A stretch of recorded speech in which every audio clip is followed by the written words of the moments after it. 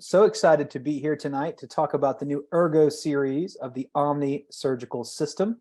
We're here to learn. We're here to see some cool new technology, understand the innovation and iteration of this developing technology, and learn from some glaucoma experts here on the call with me today about how they use this in their practice with real-world case-based data. So tonight with me, we have Larissa and also Mina from Miami, Florida, and then also Austin, Texas.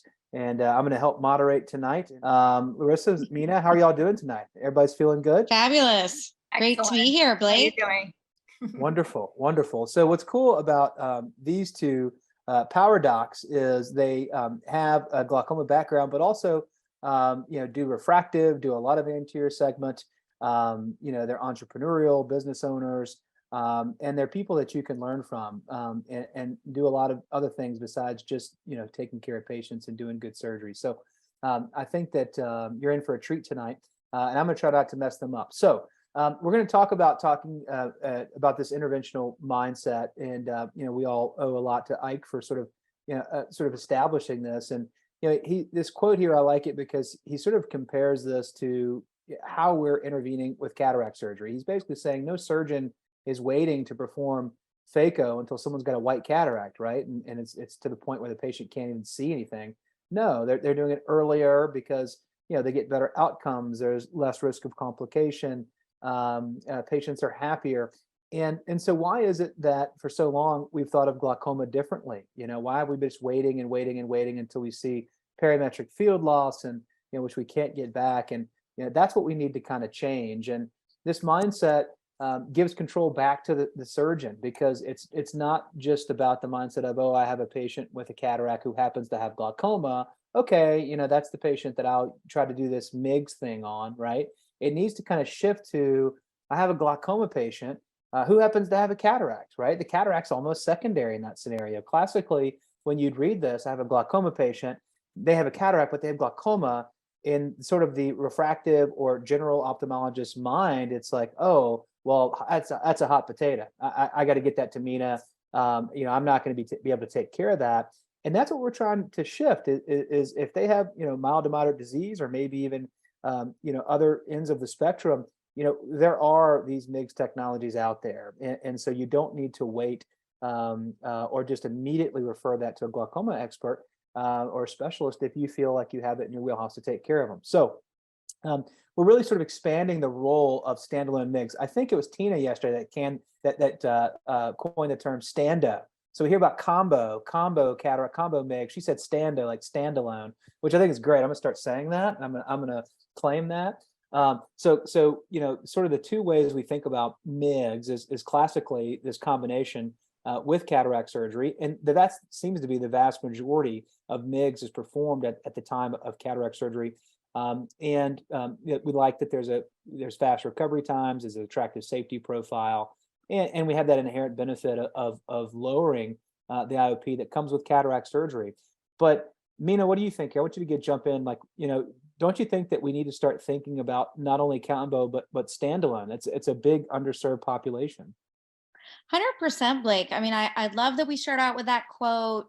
I love the fact that we're thinking outside of the box now, and we really don't need to compartmentalize glaucoma care and cataract surgery separately. And part of that is also serving patients earlier on. And standalone has really been probably the piece of our practice where we have grown the most, is really being able to think outside of that box of, well, we're only going to do these two surgeries together because it's easier, and really think about what's best for the glaucoma patient. So we have 3 surgeons, 2 are comprehensive and 1 is glaucoma me, and all of us, of all of our MIGS, the standalone portion is what grew the most over the last year. And one reason is because it's easier and easier to offer, because it's safer and safer. And we have procedures like this that can really be put in the hands of any one of the 3 surgeons in my practice, and we all do pretty well. So I would say for us, that's one of the main reasons that standalone became a bigger piece of how we're serving our patients, because each one of us, despite whether we're comprehensive or glaucoma, have really found it easy to offer. It's easier to offer, so we talk about it more in the exam room. And so, yes, standalone's grown a lot for us. Yeah, it's grown for us. I feel like because we already took out all the cataracts in our town. It's hard to drive through if you drive through Baton Rouge, you're going to get your cataract taken out. So you got to be, you got to be careful with that. Larissa, I want to bring you in here. It says like one of the reasons why that may be standalone's not as popular is the primary reason for the patient going to the OR is for glaucoma surgery, right? So what do you think about that? Like a lot of surgeons have trepidation, like, oh, this better work, or I better get them off that drop, or else, it may be perceived as a failure. How do you approach that mindset? Yeah, no, for sure. I think that OMNI can be tremendously effective. One, it's a conversation. The safety issue, how much you can achieve with it in a particular patient, it's depends on what type of patient case you have in front of you. I feel that you shouldn't be disregarding OMNI, because I do think that you can get a pretty effective lowering of pressure. And to the point of in general, standalone in any scenario, it's important to remember that when OMNI came to the market, you only had, trabecular meshwork bypass stents, right? Which have to be done combined. So it was a big deal to be able to offer something minimally invasive that did not have to be combined, that is standalone. I think that finally, thanks hopefully to webinars like this, the message is getting through much better than it would have been, 5 years ago, when it still could be done standalone. So it's a huge deal, I feel. Yes. Perfect. So we're going to kind of talk about the overview of the OMNI system. And, I think that I like to look at this little grid on the right where we're talking about different procedures that are out there and what they target. We know that there's multiple different, outflow resistant areas when we're talking about sort of the angle and the canal system. Not only is it the TM, but it's Schlemms and it's the dilators. And we know that OMNI is the only one that's addressing all 3 points of resistance to the conventional outflow pathway. So, I think that's important because we don't know what we don't know, and we don't know exactly where the resistance is, right? We don't have great, easy, affordable diagnostics telling us where it is. So, sometimes it's best just to, go for all three and take them out. So, that way you're covering all your bases and giving your patient the best chance to get the most efficacy. So it's the only MIGS device indicated for canaloplasty followed by trabeculotomy that can be used in mild to moderate standalone or I should say stando cases or combo cases. We can access all 360 degrees of the conventional outflow pathway. All 3 points of outflow resistance can be addressed. And it really can help better serve our glaucoma patients across the whole spectrum of disease severity. So here's sort of a little cartoon. We're going to see some beautiful cases by our panelists live in surgery in just a moment, but that's the canaloplasty on the left, where you are deploying the cannula, and the catheter all the way through the canal. And as it's retracting back, you're releasing viscoat. And then you can put it right back in and then simply remove it when you're performing the trabeculotomy portion. So we'd love to share a little bit here about the actual device itself. And for those of you who've used the device before, you'll notice a few differences. First of all, the very tip, or what we call the cannula, will feel different to you. The finger wheel, which is the dial that's so easy to turn, will feel actually even easier to grasp and turn. And the reservoir at the back, which we fill with the viscoelastic prior, will actually be easier for your scrub techs to manipulate. So let's look at those three things in detail. So for me, guys, the cannula tip feature was, in my mind, the biggest improvement. The profile of that tip is so much more streamlined, and the curvature and sort of the way it comes to a point, I felt like really helped, first of all, to score the TM so much easier. And as the catheter deploys, it almost seems to follow the path of Schlemms a little bit more naturally. So for me, the cannula tip feature and improvement in the shape at the tip was my favorite part. Absolutely. We'll all notice the ergonomic feature of how the grip feels a little bit more natural in the hand, the dial's easy.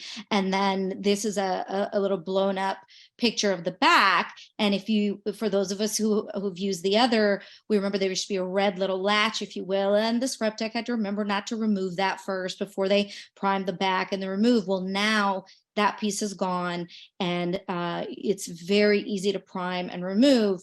We're across 3 different surgery centers. We have 3 different scrub techs of all different levels. It's just easy. Curious what you guys think. Larissa, of the 3, which is the part you appreciate the most? You know, Mina, so they're great innovations, all of them great upgrades when you didn't think you needed them. I love the tip for everything that you mentioned. And I've also think that it's just kind of like a different curvature. It's somehow, and the opening is smaller, and it somehow keeps a microcatheter sturdier right at that beginning of the entrance. So I think that is why it's more natural for it to go easier into the canal. So I agree. I also like the button. It is certainly more palpable, so it slides with less effort. It advances and retracts the microcatheter with less effort because it grips nicer with a glove. So I think they were all, so probably the tip in answer to your question is my favorite. Yeah, and for Great. me, it's the ability to kind of create that precise otomy to get the cannula in there, because this is one of those things that, like, your best chance to get it in is the very first time. It's like if you do LASIK, like when you're trying to make the femto flap, if you have to do it multiple times, or if you lose suction, the conj gets boggy, it's kind of similar to that, where like your best shot is the first shot. And so I feel like I can get the catheter in easier now. Yeah, I think exactly. So great point there. And I love that side-by-side image you guys can see to really highlight the difference, especially in the grip, as well as that priming lock that used to be there before, and then the lower lock that's there now. So yeah, I agree with you guys. And the entry is, in my mind, also less traumatic. And that's another point that I forgot to mention before, but the curvature of the tip makes the entry into Schlem's, in my opinion, less traumatic with less heme. So let's move in with that. And with visiting the actual ergonomics of it, let's move into a case and talk about how this really becomes a great real life tool. Backing up, again, giving you a little flavor of our practice. We are in Central Texas. We are across 3 different counties, 3 different surgery centers, and 3 different surgeons. 2 of them are comprehensive and 1 glaucoma. So when we think about how we're going to approach MIGS, certainly in my practice, we want something that's versatile. And that's where OMNI shines for us, the versatility of every doctor being able to use it. And what you'll see here, hopefully, is to be able to use it for lots of different styles of patients. So this is a patient that came to us from out of town, referred by another ophthalmologist who doesn't do MIGS. He's 63. He's active. He has a pretty significant glaucoma with pressures in the 30s, already RNFL loss that you see on the right side, mild to moderate changes. But here's the kicker. This is the guy that's always sitting in all of your chairs, I'm sure. He's active. He wants to be glasses free. And to him, it doesn't matter if he has glaucoma, he still wants those options. And how are you going to address both the fact that he wants really good surgical, almost refractive-like outcomes for his cataract surgery, and perhaps a significant reduction in pressure, not a little bit, but a dramatic reduction in pressure. So his vision was 20/40, 20/25, multiple meds, as you see there. And so what are our next steps here? The other piece to add here is he did want to be co-managed. He came from an hour and a half away. So he wanted this other doctor to really be able to be a part of his care. Traditionally, that would have been tough. That would have been like Blake, you mentioned before, all of a sudden a cataract surgeon going, gosh, if my only choice is a trabeculectomy, I better send this to my glaucoma surgeon. And then the glaucoma surgeon would have been in their little box of, well, I don't do refractive cataract surgery, and I just do regular. I'm basic with my cataract, and this is where the two worlds have collided, and this is where MIGS has revolutionized our ability to really think about the patient as a whole. So in his case, because of our experience or in our practice with this MIGS device, we were comfortable offering him premium cataract surgery for astigmatism management and pairing that with canaloplasty with the OMNI Ergo. We were also comfortable sending him back and knowing that given how non-traumatic we find this particular device to be, the 1 day post-op, the 1 week post-op, we weren't going to worry too much, but be nervous. Gosh, what's the other doctor going to see? Are they going to have an IFEMA? And the answer is no. So we were very comfortable sending him back. Do you, whatever you do, I mean, sometimes you do get hyphemas, but I find that they're pretty transient. Do you, if you have like a co-managing doctor, do you just kind of give them a heads up about that? How do you talk to hyphemas about the patient? Like, I actually like to see it because I'm like, oh, we've opened up some pathways there. 100%. I always talk about this. So everything is about how you present it. If you are nervous about it, you're like, maybe you're going to get bleeding, and then, they perceive that, right? And it's already a bad start. So you have to believe in it. I believe in it. I think all three of us believe in it. The fact that it's not a big deal 99.9% of the times, right? Yeah. So I tell them, you are going to, anytime that we do this, you're going to have blood in the front part of the eye, which is not the scary kind of blood. I tell them, referring to, in the glaucoma world, choroidal hemorrhages, right? So it's in the front part, and it could be a little bit where you have no idea of what I am talking about because you're not going to perceive it, or it could be a lot where it's going to really blur your vision. But either way, it's going to be gone in 2 weeks. This is literally what I say every time. And do you stop blood thinners at all for your? I do. I do. Yeah, I do too. Some of us that don't, but I do. I kind of shifted to that. I used to not, and then I had a couple that I had to clean out. Not a OMNI. It was a different device, but so for all stripping. So I kind of shifted to kind of taking them off blood thinners as well. And I've seen very little issue in those scenarios. So. And to be clear, the way I do it is I usually tell my staff, being, all here business owners and liability and all of that, we don't take them off. We tell the patient, go ask your cardiologist if you can be off. And, let me know. That's how we do it, at least here in Florida. Yeah, totally. All right. For sure. So I'm in the minority. I will say I don't stop blood thinners with any of these procedures. Of all the OMNI devices I've used to do canaloplasty over the last, 3-4 years, I've just had 2 hyphemas that were significant. So I put this in here to say, guys, we can pair premium cataract surgery with these kinds of cases. This is a flax patient. We have the nucleus pre-chopped. We're going to do arcuate incisions, and we can deliver now that kind of paired surgery and feel comfortable with the fact that somebody is going to aim and shoot for that kind of vision, because gosh darn it, they deserve it. The glaucoma committee at ASCRS released a statement in a white paper years ago about the fact that glaucoma patients deserve the same level of premium cataract surgery that they're candidates for. So here's the tip that we're showing, this kind of more sleek, more pointed profile of that OMNI Ergo device. I love to set ourselves up for success. I use a hands-free gonio lens by Ocular. I think the positioning is crucial of the way the patient is looking. Here we'll see a little less angle, and then you'll see us moving towards more angle. I even go as far as getting the lighting right. So this is the lighting on which we do cataract surgery, but then we switch over to this more coaxial, very whitish lighting to get a good view of the angle. And so I would say learn your microscope.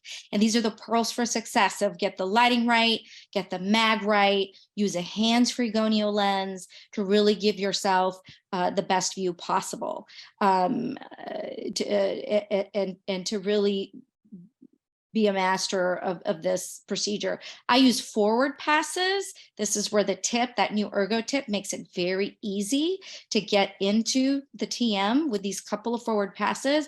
And then as I start dialing, you're a lefty, right? And I'm a lefty, I'm a lefty. And as I start dialing, it's a very smooth pass in with very little trauma. And you'll see, we barely see heme until we're actually retracting to do the viscodilation. So that's what we're doing now.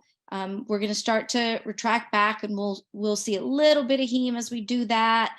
And then forward we go again to right after a viscodilation to go ahead and do the goniotomy portion. What I love about that ocular lens is how I can turn it with my finger and follow the excursion. This is what Larissa was talking about. Look how cinched you can stay up against the catheter in your opening. The older device, you'd have a whole chunk of catheter sticking out. You're trying to get this flimsy catheter at times to go through the canal. The newer device is perfect in letting me stay cinched up against. This is about a 90-degree goniotomy that we performed. Right at the end, you start to see the heme. And again, a little bit of heart flutter. What's going to happen? Am I going to have a hyphema? But it's so easy to see her despite that bit of heme that you saw with the goniotomy. By the end of the case, I mean, there is just barely any RBCs in that anterior chamber. You'll see as I fill the eye, a little bit of heme swirl around. And I will tell you, day one, that will either be no hyphema at all or minimal amount of microhyphema, i.e. RBCs floating around. There will be nothing layered. And that really is the way that these cases end up. I mean, you will have a very clear eye. I feel when it comes to the ergo, we increase our chance of having this kind of a post-op result. Because the getting into the canal is so much easier, as Blake mentioned, and the path to the catheter is so much more natural, and the goniotomy portion is so much easier to stay cinched. So here's how our gentleman did. This is all data that I got back from actually the ophthalmologist who saw them. Post-op day one in the left eye was already 20/20 with an eye pressure down to 12, and on the right 20/40 with a pressure of 8. And by 1 week, this patient, again, was 20/20 pressure 14, and actually his Repressa had already been discontinued. So he's down to 3 drops now, and doing very well with the right eye as well. And by week 3, we had 20/25 and pressures of 11, already down to those 3 drops. And the 1 month, which I followed up with the ophthalmologist, was similar, and he was about to discontinue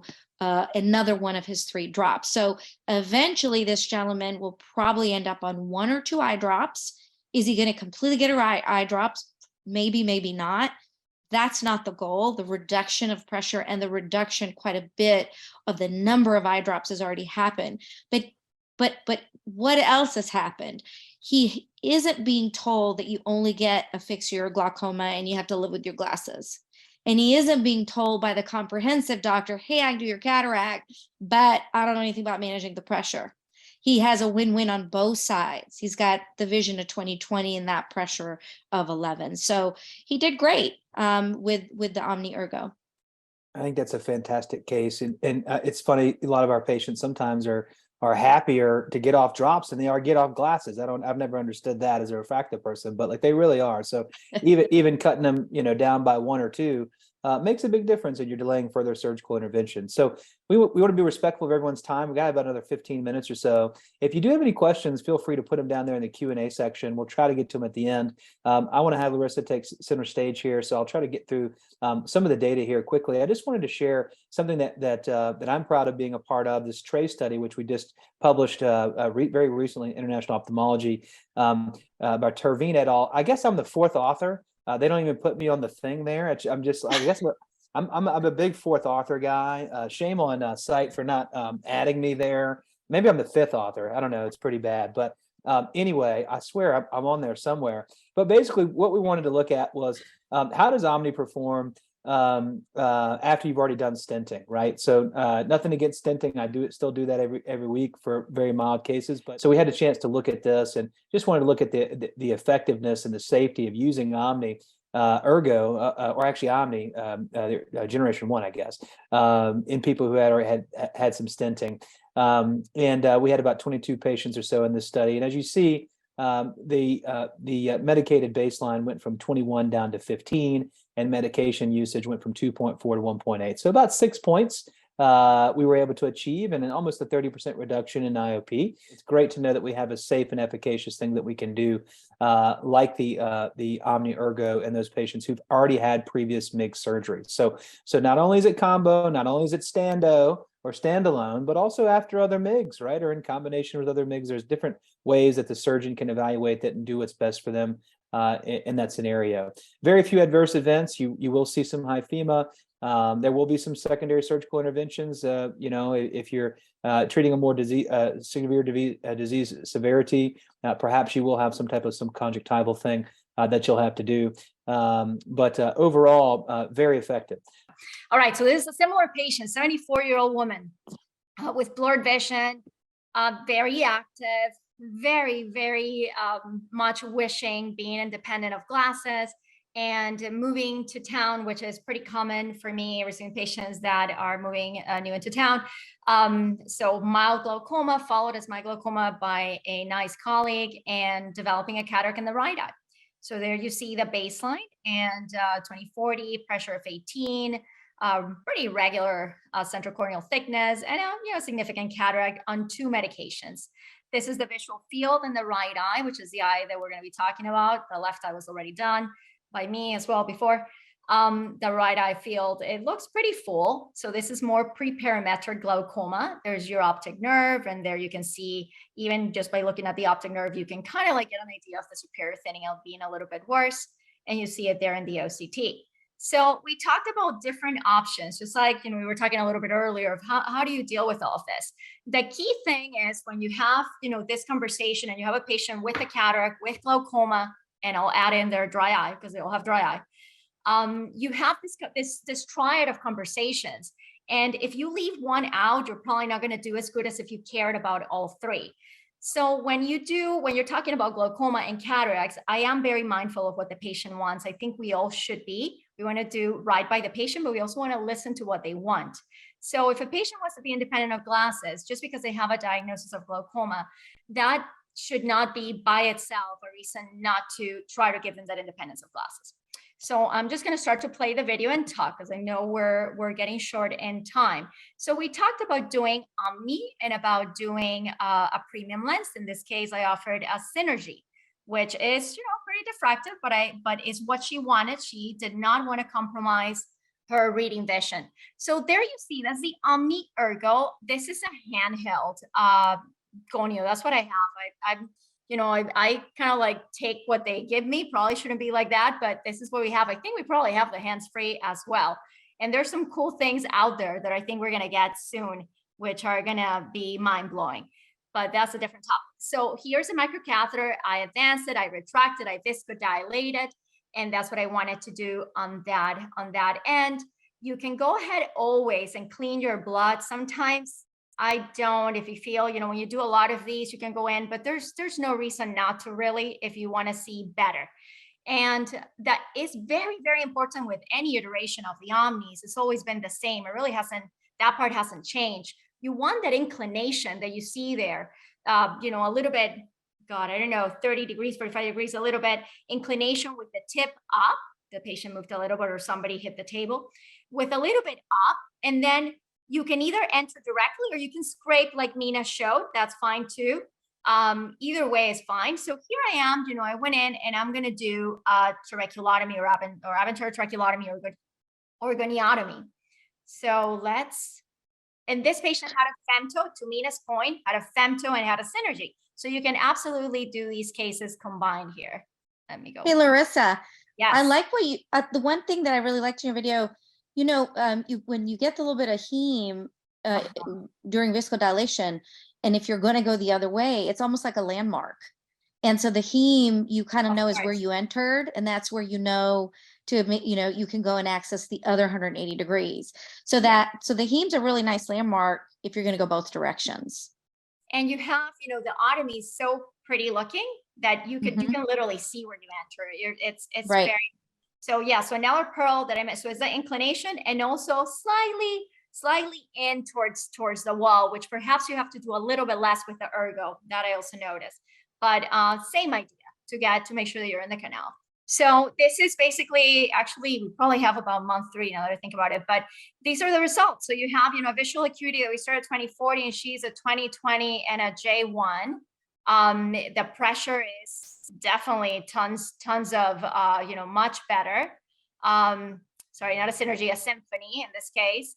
And she's off drops completely. So that's a big deal. That's a big boost in quality of life. So good vision, independence of glasses, and no need to do glaucoma medications while having a pressure that will allow her to not progress. And as always, once you have glaucoma, you need follow-ups every 4 months, rain or shine. But I mean, I think that we can achieve, pretty good success combining these technologies and taking care of the patient as a whole, not just glaucoma. So I'll just go straight to the video, but this is like in the other spectrum. This is like the severe glaucoma. Let's count the medications there. 1, 2, 3, 4, 5. There's nothing left in the glaucoma pantry to give this patient. And, you don't want to do orals, and patient had the full blown, 2 plus other surgeries in the other eye. She's a sweet patient that knows me for a long time, and is the kind of patient that waits for you when you move practices or whatever, even though they really shouldn't be waiting, that patient. So this is how bad her glaucoma is. Very severe. This is a 10-2, pretty effective. You still have some central vision on the 10-2, which is great. And let's look at the video. So this is a patient where I combined, just like Blake was alluding to, that it's so much fun, that the things that you can do. This was combining the OMNI with micropulse. The patient was pseudophakic. You can see there what's happening. The microcatheter encounter a little block. This is a patient, this is not your best angle, okay? But it's open. So this is a patient that had a little bit of little synechia in some of them, but again, open. And there was some obstruction probably in the canal. So normally you retract and you advance again, and it's end of story. In this case, not so much. It really didn't go through. That's fine. So I open, and then you're going to see, I'm going to clean there a little bit more. You always see, you can see the otomy. I wish I could just point and you guys could see it, but it's right there, right where I'm going to enter. You can see the wide area. And then you just place your, look how beautiful that passes. That just go woof. It just zooms. And sometimes I move the whole tip. I don't know if Blake and Nina, sometimes you feel like you have to do it. Sometimes I feel like I have to get the whole thing and advance it, and you can along the curvature, and it's just so gentle. And then here it is, you're opening and doing your trabeculotomy or goniotomy. And this is the patient that taught also a little happy dance. There we go. I love it. They did great. Yes. That's So, awesome. It's definitely very, very gentle. I agree with you. It's just smooth like butter. I mean, if you're in the right spot versus if you're not. If you're getting a lot of force back, you're not in the right spot. That's the other nice thing about how naturally this catheter glides into the canal. Yes. Yeah. And Larissa, can you do me a favor, Larissa? Will you advance the slide to the IPI, which I think is next, maybe? And that way we can also just answer a couple questions here. This patient, rocket. Yeah, keep going. Just kind of final thoughts here. So final thoughts is that, we're sort of in this new era that we've all talked about with the interventional mindset. And we know the benefits of standalone MIGS are here to stay. We need to start thinking about that, right? There's a lot of benefits to us surgeons in this. So the next slide just kind of gives you the IPI. And certainly if there's any questions, I want you guys to email us and get in touch with us, and certainly get in touch with your reps as well. There are a few questions here that we could hit. If you look at the Q&A, the long-term data, there actually is some good data out there. Sight Sciences has done a great job at publishing. So you can kind of do a quick PubMed search and look at some of the things that we've put out there. I've been a part of a few of those studies. There's a question here from Mike Endel that's talking about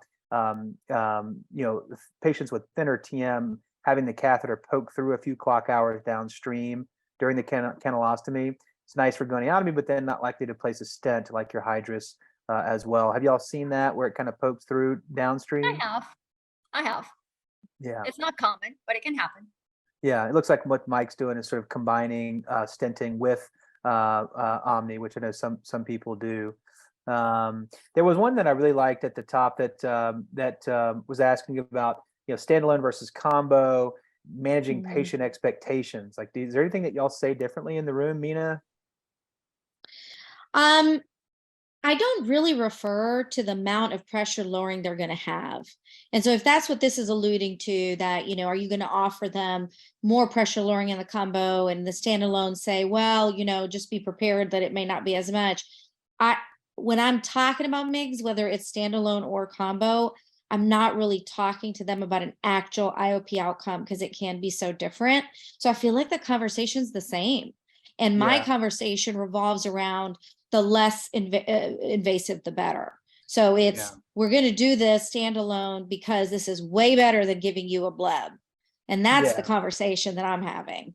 Yeah, I think that's key. And just saying, hey, listen, this is a chronic disease, reminding them of that. And then, maybe lastly, Larissa, can you talk about Farheen here is asking about, viscodilating versus, actually doing the otomy. How do you decide, whether you're going to dilate both sides and do the otomy on both sides, or is it 180, 180? How do you go about that? I definitely Tailoring. tailor. I definitely tailor, and I go by how much lowering of pressure and how many drops I may want to go off, like how much do I want to get, and I shoot for the stars for that particular patient. So if I feel like I can get by with 180, I prefer to do that.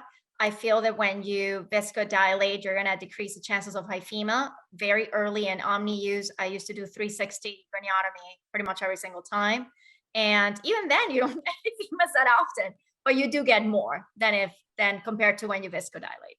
So, Well, I love I love the options that this provides us. Mina, what were you going to say? Oh, just that my sort of recipe is with combo, I do 180 viscodilation and goniotomy. And when it's standalone, that's when I add the other 180 degrees. I don't do goniotomy 360, but I do viscodilate 360 in the standalones. Yeah. Yeah. Yeah. I And I would almost say, always, I should add, I almost always viscodilate 360, almost always. And then I would, but when I say 180 is really the opening part. Viscodilation, almost always 360. and I would always say when you're learning, just doing 180, 180 makes a lot of sense, and never taking that catheter out, just putting it right back in to do the otomy is where you'll have success. So, we could keep talking about this for another hour or so, but I want to be respectful of everyone's time. I want to remind everyone to contact their local rep for more information on the OMNI Ergo. I want to thank my esteemed panel for hanging out with me tonight. I appreciate you guys and the 100+ participants from all over the country and the world, and who knows what else. We love you guys. Certainly get in touch with us so we can answer any more of your questions. And thank you so much for considering this wonderful device. It has been awesome for our patients, and I know that that my two colleagues here would agree with that. We hope everyone has a good night. Thank you.